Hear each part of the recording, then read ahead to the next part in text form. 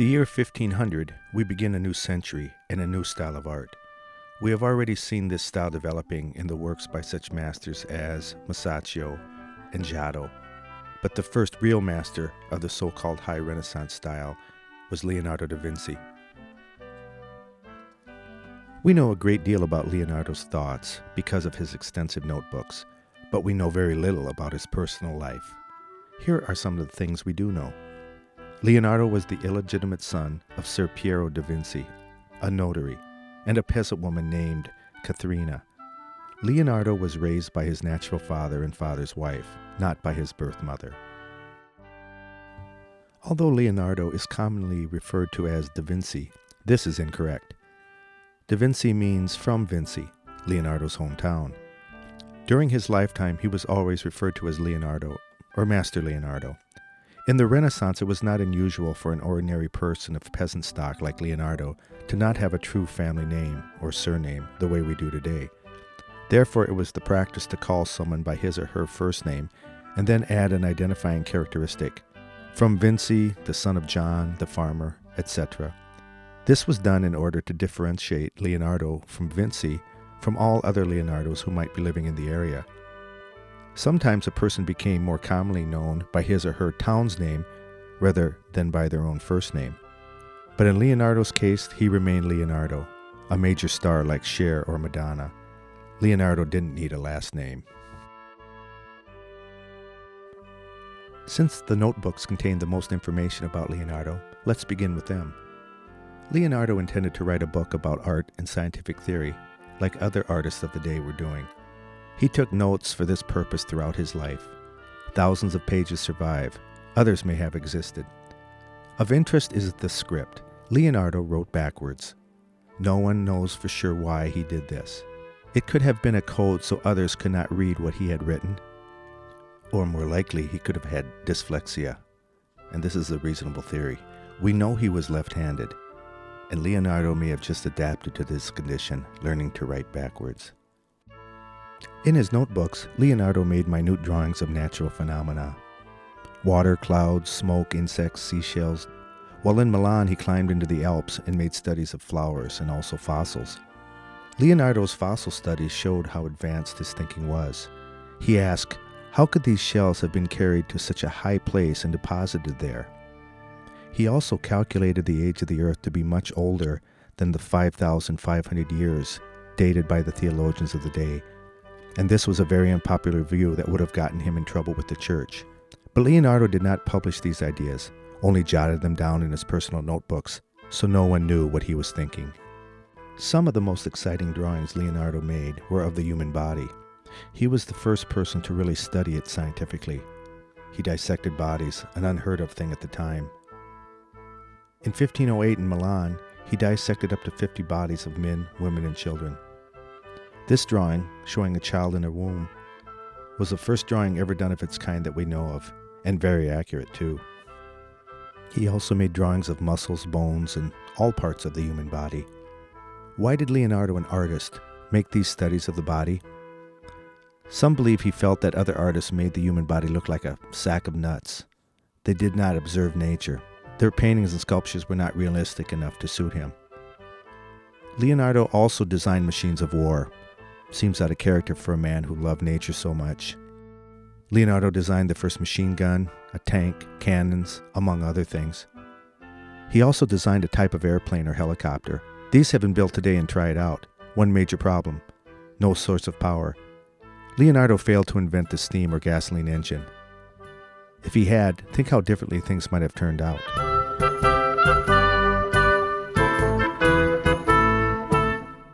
Leonardo spent most of his early life working in Florence for his patron, Lorenzo de' Medici, also known as Lorenzo the Magnificent. But in 1482, Lorenzo de' Medici sent him to Milan to work for the Duke there. That's where Leonardo spent the next 12 years of his life. While in Milan, the Duke put Leonardo to work as an hydraulic engineer. But there, he produced one of his most beautiful paintings, entitled The Virgin of the Rocks. This is one of Leonardo's few finished works. It has a very mysterious mood, and no one's quite sure what this scene represents. It shows the Virgin Mary at the seashore, which has been seen before, along with an angel, St. John the Baptist, and the infant Christ. This first version of the painting presents us with a bit of a mystery. For which infant is the baby Jesus, and what infant is St. John the Baptist? Here, the angel is pointing at St. John the Baptist, and Jesus is below Mary's hand. But its real significance has been lost. What's of real interest is that two of these paintings exist. This first version, which now resides in the Louvre, was believed to have been stolen by French invaders. Years later, and after the first painting had disappeared, Leonardo did a replacement painting after he left Milan. Here, significant changes have been made, perhaps at a monk's request. Different gestures, halos added. It was now clearer to the viewer who the characters in the painting were. The baby Jesus blessing St. John the Baptist, who's holding a staff, and the angel has a set of wings. Right before he left Milan, Leonardo painted the Last Supper. It was commissioned by the Duke of Milan to decorate a dining room, but it was never finished and is now in terrible condition. Leonardo was experimenting with a new medium, in which he called oil fresco. Oil paint was used instead of tempera on the wet plaster, but they didn't mix well. The work began to crumble off the walls immediately. Then humidity destroyed more of it. In order to save the work, restorers would just fill in the bad spots, and this has been done several times. But this gave a false impression of the work. It was hard to tell what was really painted by Leonardo and what painted by the restorers. Now, all the old overpainting has been removed, and modern restorers are cleaning it inch by inch. The Last Supper for the last 5 centuries has been the world's most revered religious painting, and its composition is masterful. Leonardo immortalized the dramatic moment after Christ announced one of his disciples would betray him, with each reacting emotionally and asking, "Lord, is it I?" Through a range of gesture and expression, Leonardo revealed for the first time in art the fundamental character and psychological state of each apostle. His use of perspective, with all diagonal lines converging on Christ's head, fixed Christ as the apex of the pyramidal composition, with the 12 apostles separated into groups of 3 to remind us of the Trinity. The head of Christ is given a natural halo, created by the window pediment over it. Windows give a feeling of natural yet supernatural light. Christ as the light of the world idea. Notice how the figure of Judas recoils. He knows he's about to betray Jesus. Leonardo made many sketches of each figure. Many remain and helped in restoring the work.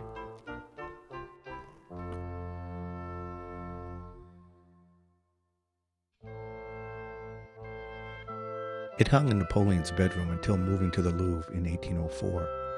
It caused traffic jams in New York City when 1.6 million people jostled to see it in 7 weeks. In Tokyo, viewers were allowed 10 seconds. The object of this attention was the world's most famous portrait, Mona Lisa. Historically, she was nobody special, probably the wife of a Florentine merchant named Gioconda.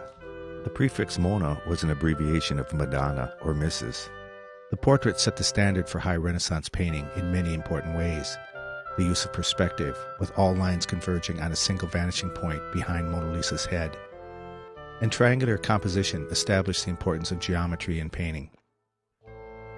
It diverged from the stiff profile portraits that had been the norm by displaying the subject in a relaxed, natural, 3/4 pose.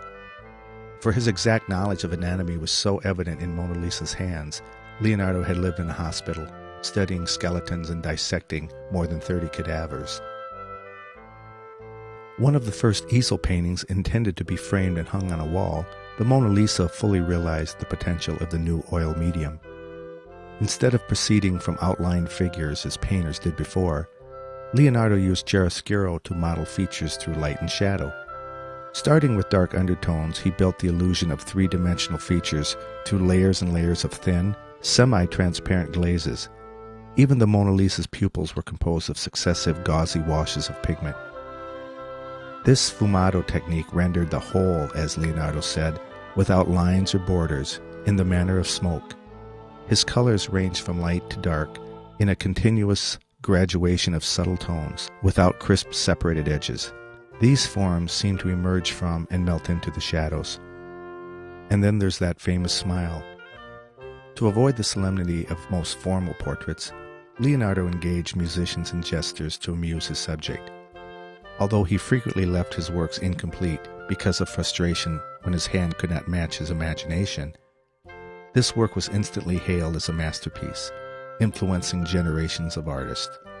In 1911, an Italian worker, outraged that the supreme achievement of Italian art resided in France, stole the painting from the Louvre to return it to its native soil. Mona Lisa was recovered from the patriotic thief's dingy room 2 years later in Florence. It took Leonardo 3 years to complete this, the world's most famous portrait, and after he completed it, he never sold it. He carried it with him for the rest of his life.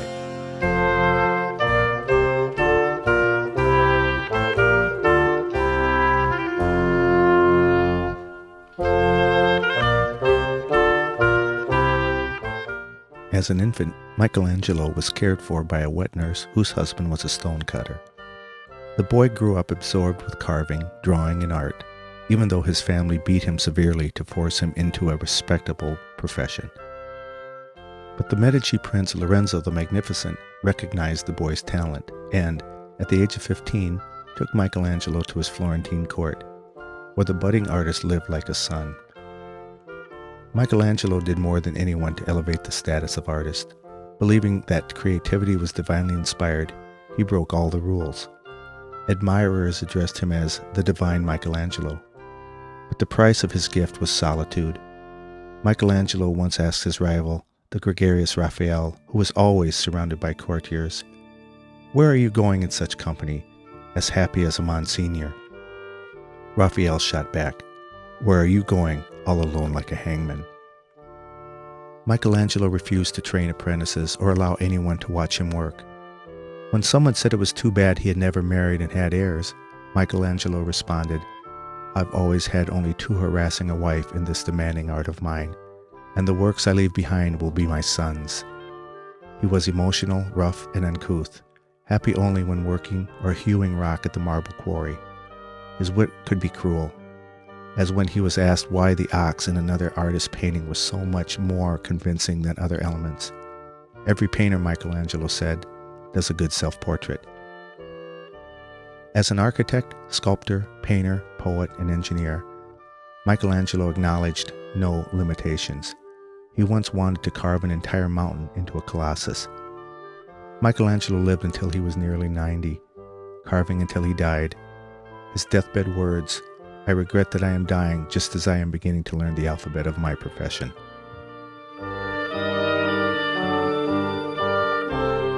Of all artists, Michelangelo felt the sculptor was most godlike. God created life from clay, and the sculptor unlocked beauty from stone. He described his technique as liberating the figure from the marble that imprisoned it, while other sculptors added pieces of marble to disguise their mistakes. Michelangelo always carved his sculptures from one block. "You could roll them down a mountain, and no piece would come off," said a fellow sculptor.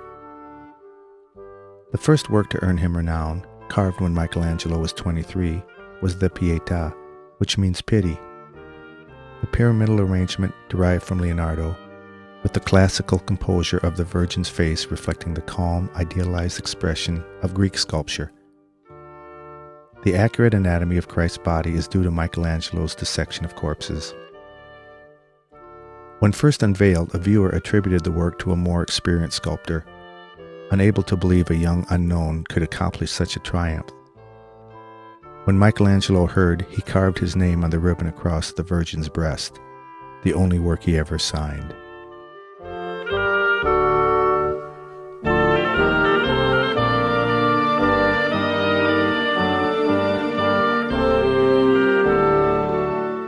A few vines on a blue background. That's all Pope Julius asks for, to spruce up the barn-like ceiling of the Sistine Chapel. When the artist gave him more than 340 figures, 10 to 18 feet tall, representing the origin and fall of man, the most ambitious artistic undertaking in the whole of the Renaissance. The fact that Michelangelo accomplished such a feat in less than 4 years virtually without assistance, was a testimonial to his single-mindedness. Physical conditions alone presented a formidable challenge. Nearly one-half the length of a football field, the ceiling presented 10,000 square feet to be designed, sketched, plastered, and painted. The roof leaked, which made the plaster too damp. The curved shape of the barrel vault, divided by cross vaults, made Michelangelo's job doubly hard. In addition, he had to work on a 7-story high scaffold in a cramped and uncomfortable position. Despite his disdain for painting, which he considered an inferior art, Michelangelo's fresco was a culmination of figure painting, with the figures drawn not from the real world, but from the world of his own creation. The nudes, which had never been painted on such a colossal scale, are simply presented, without background or ornament. As in his sculpture, the torsos are more expressive than the faces. His twisted nude forms have a relief-like quality, as if they were carved into the colored stone. Encompassing an entire wall of the Sistine Chapel is the Last Judgement fresco Michelangelo finished 29 years after the ceiling. Its mood is strikingly gloomy. Michelangelo depicted Christ not as a merciful redeemer, but as an avenging judge, with such terrifying effect that Pope Paul III fell to his knees when he saw the fresco. "Lord, hold not my sins against me," the Pope cried. Here too Michelangelo showed his supreme ability to present human forms in motion, as nearly 400 contorted figures struggled, fought, and tumbled into hell.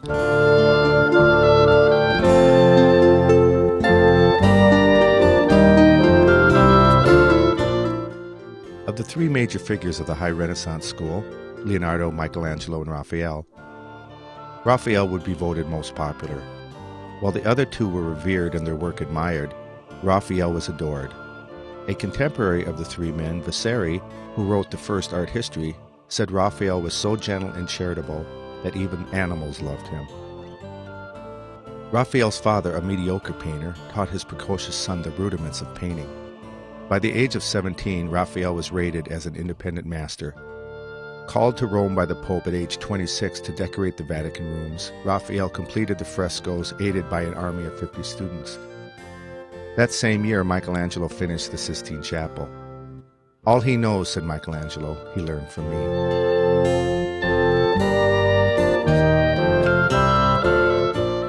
The rich, handsome, wildly successful Raphael went from triumph to triumph, a star of the brilliant papal court. He was a devoted ladies' man, very amorous, said Vasari. When he caught a fever after a midnight assignment and died on his 37th birthday, an entire court plunged into grief. Raphael's art most completely expressed all the qualities of the High Renaissance. From Leonardo, he borrowed pyramidal composition and learned to model faces with light and shadow, chiaroscuro. From Michelangelo, Raphael adopted full-bodied, dynamic figures and the contrapposto pose.